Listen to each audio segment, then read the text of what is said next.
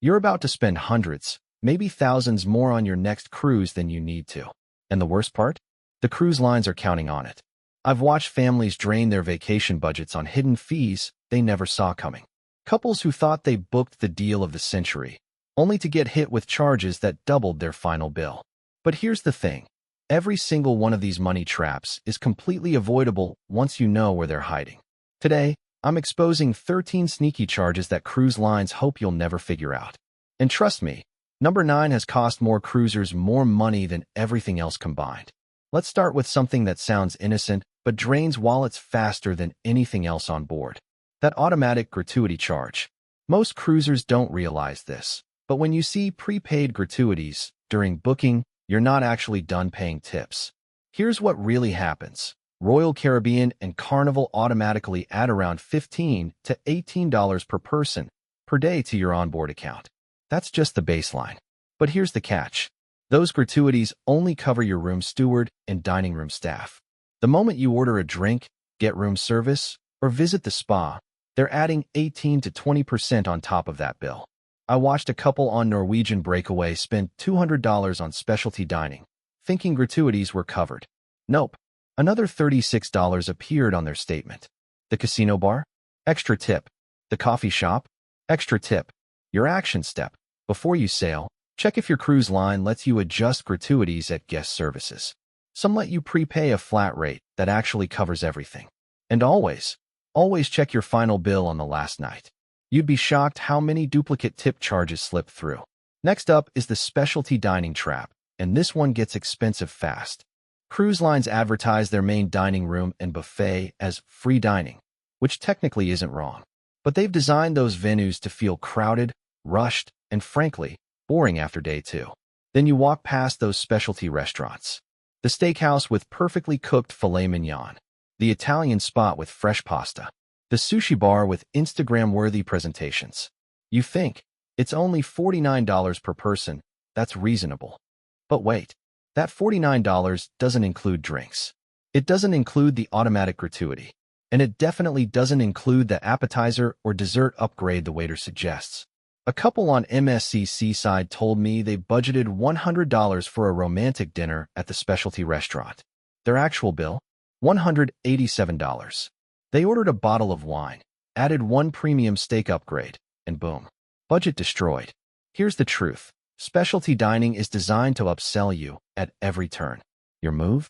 If you absolutely must try specialty dining, book it in advance online. You'll save about 20 to 30% compared to booking on board. Or better yet, give the main dining room a real chance. Order multiple appetizers, try things you'd never normally eat. Make the free food work for you first. The drink package scam might be the most controversial thing I'll say today, but someone needs to tell you. Cruise lines push these packages hard because they make insane profit margins on them. Royal Caribbean's deluxe beverage package costs roughly $80 to $105 per person per day.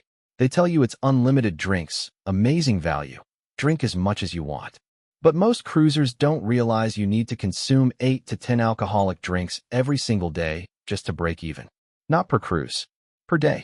I'm talking every single day, including port days when you're off the ship for 8 hours exploring. Here's what actually happens. Day 1, you're excited, you drink a lot. Day 2, you're hungover, you barely touch alcohol. Day 3, you're at port all day. By day 4, you're exhausted and maybe have 3 drinks. You just paid $400 for a package you didn't come close to using. A woman on Carnival Vista told me she forced herself to order cocktails she didn't even want, just to get her money's worth. That's not a vacation, that's a job. The smart move? Track your actual drinking habits before you cruise. If you're genuinely someone who drinks 6+ cocktails daily, sure, get the package. But for most people, paying per drink saves a fortune. Set a drink budget, stick to happy hour specials, and watch your bill stay manageable. Shore excursions booked through the cruise line are where they really get you. This is huge, so pay attention. When you book an excursion through Royal Caribbean or Norwegian, you're paying sometimes double or triple what you'd pay if you booked the exact same tour independently. I'm not exaggerating. That snorkeling trip in Cozumel, $129 per person through the cruise line. The exact same boat, same guide, same equipment, $60 if you book directly with the local company. But here's how they convince you to overpay. Fear. They tell you if you book independently and miss the ship, it's your problem. If you book through them and the excursion runs late, they'll wait for you. Sounds reasonable, right? But wait. Most independent tour operators and popular cruise ports know the ship schedules better than you do. They've built their entire business around getting cruisers back on time. A couple on MSC Meraviglia saved over $400 on a week-long cruise by booking local tours in advance through verified operators. They researched companies with thousands of positive reviews, communicated their ship schedule, and never came close to missing the boat.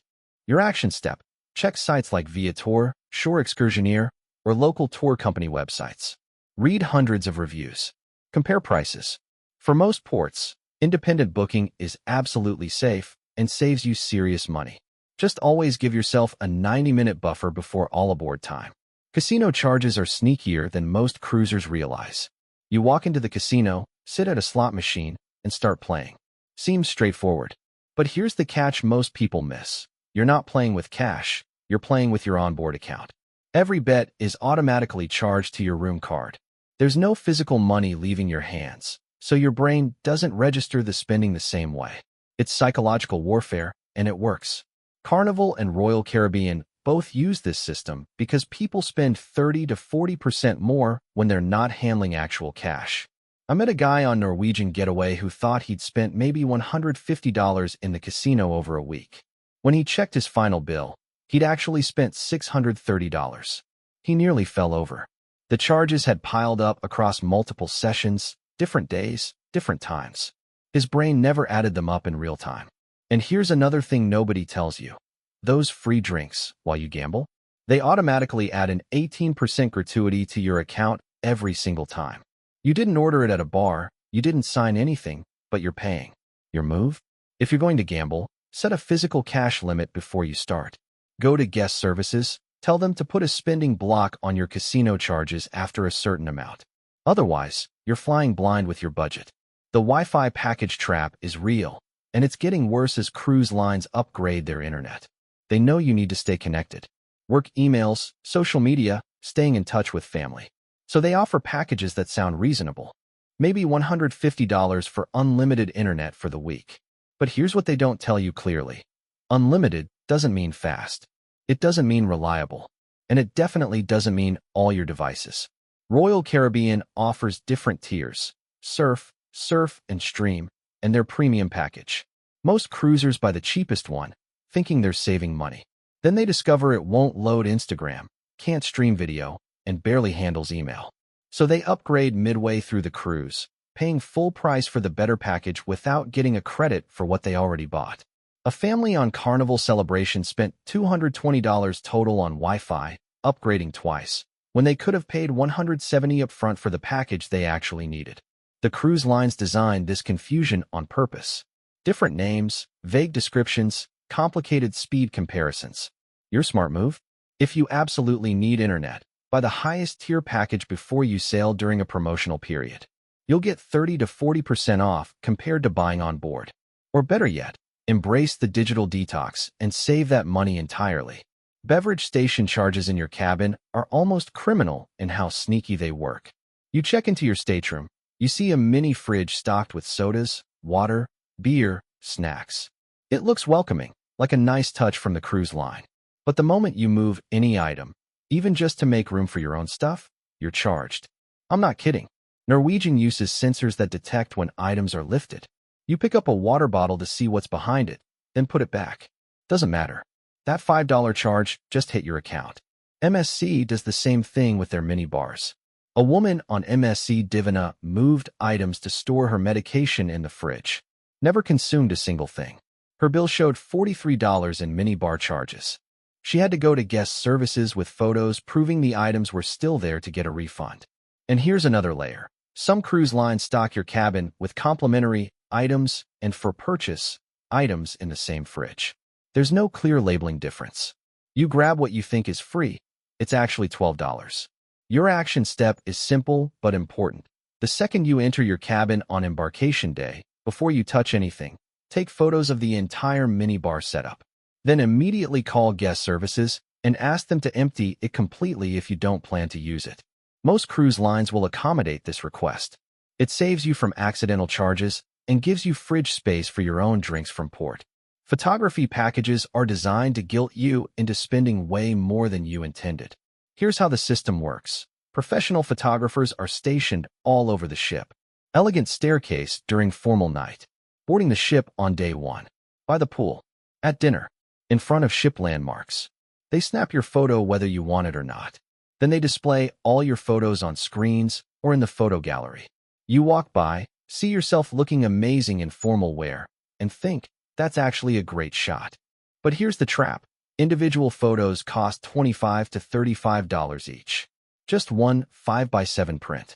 If you want the digital file, that's usually more. They push packages hard. Buy 3 photos, get 2 free.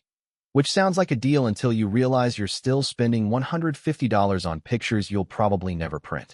Royal Caribbean and Carnival both train photographers to take multiple shots of you throughout the cruise, creating emotional attachment. By day 5, you've got 15 beautiful photos displayed. Not buying them feels like waste. A couple on Allure of the Seas spent $340 on a photo package because they felt they had to preserve the memories. But here's the truth. Your smartphone takes incredible photos now. Stage your own formal night shoot with the self-timer. Ask other cruisers to snap pictures of you at ports. You'll get authentic memories without the markup. If you absolutely must have professional shots, wait until the last day when they sometimes offer 50% off packages to clear inventory. Excursion insurance sold by the cruise line is almost never worth the cost, and here's why. When you book a shore excursion through Royal Caribbean or Norwegian, they offer cancel for any reason insurance. Usually $15 to $25 per person per excursion. They make it sound essential. What if someone gets sick? What if the weather's bad? Protect your investment. But read the fine print. Most cruise line excursions already include weather cancellation protection. If the ship can't dock or conditions are unsafe, you automatically get refunded. You don't need extra insurance for that. And if you cancel because you personally changed your mind or don't feel well, most cruise lines give you a refund if you cancel 24 to 48 hours in advance anyway. The insurance is covering a gap that barely exists. I talked to a family on Carnival Horizon who spent $160 insuring 4 excursions across different ports. They never used the insurance, never canceled anything. That's $160 that could have paid for an entire extra excursion. Here's your move. Skip the excursion insurance completely. Instead, book excursions that have flexible cancellation policies built in. If you're booking independently, choose operators with 24-hour cancellation terms. You get the same protection without the extra fee. And honestly, in hundreds of cruises, weather cancellations serious enough to ruin shore days are incredibly rare. Spa and salon pricing is deliberately confusing, and they use every psychological trick to maximize what you spend. You walk into the spa on embarkation day, they're offering a port day special on massages. $79 for 50 minutes, which actually sounds decent. You book it. Then you show up for your appointment, and the upselling begins. Would you like aromatherapy oils? Just $15 more. Hot stone upgrade. $25. Extended time to 90 minutes? $40 additional. Before you know it, your $79 massage is now $160. Then they add the automatic 20% gratuity. Your actual bill? $192. And here's something most cruisers don't know. Spa staff on cruise ships work heavily on commission. They're trained to upsell aggressively because their income depends on it. A woman on Celebrity Eclipse told me she went in for a basic facial priced at $89. The esthetician recommended necessary product upgrades and treatments, insisting her skin needed intensive care. Final bill? $374. She felt pressured to agree in the moment because saying no felt awkward when someone's touching your face. The smart strategy? If you book spa services, be very clear up front. I want exactly what I booked, no upgrades, no add-ons. Say it firmly before the service starts. And check port day pricing, but don't book on embarkation day when you're excited and not thinking clearly. Compare the cruise ship spa pricing to spas in port cities. You'll often find better quality services on land for half the cost. Room service charges have changed dramatically, and most cruisers still don't realize it. For years, room service on most cruise lines was complimentary 24 hours a day. You paid nothing except the gratuity. But that's largely over. Royal Caribbean now charges a $7.99 delivery fee for most room service orders, except continental breakfast. Norwegian charges a similar fee. MSC has a flat room service charge. Carnival kept it free longer than most, but even they've added fees on certain ships. Here's where it gets tricky. They don't advertise this fee clearly. You pick up the room service menu in your cabin. Everything has prices listed, and many items say complimentary. You assume the delivery is free. You order a burger and fries at midnight after a long port day. The menu said the burger was complimentary. But when you check your account, there's a $7.99 charge, plus an automatic gratuity calculated on what the food would have cost at full price. Your free burger just cost you $13. A guy on Oasis of the Seas ordered room service for breakfast every morning, thinking it was included. He got hit with $56 in delivery fees by the end of the week, plus gratuities.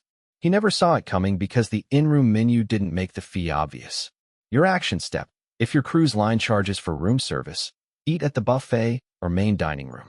They serve basically the same food with no extra fees. Save room service for situations where you genuinely can't leave your cabin. And always check your folio daily so surprise charges don't pile up. Onboard credit traps are sneakier than they appear, and cruise lines know exactly what they're doing. When you book a cruise, you might get a promotional offer. Book now and receive $200 onboard credit. Sounds like free money, right? But here's the catch. Onboard credit expires the moment you step off the ship. You can't save it. You can't transfer it. And most importantly, you can't use it for everything. Most cruise lines restrict onboard credit from being used on casino play or gratuities. Some don't let you use it in certain shops. Royal Caribbean and Norwegian both have complicated rules on what qualifies. So you've got this $200 burning a hole in your pocket, and the cruise line knows you'll spend it, often on things you wouldn't normally buy. I watched a couple on Carnival Vista with $150 in onboard credit.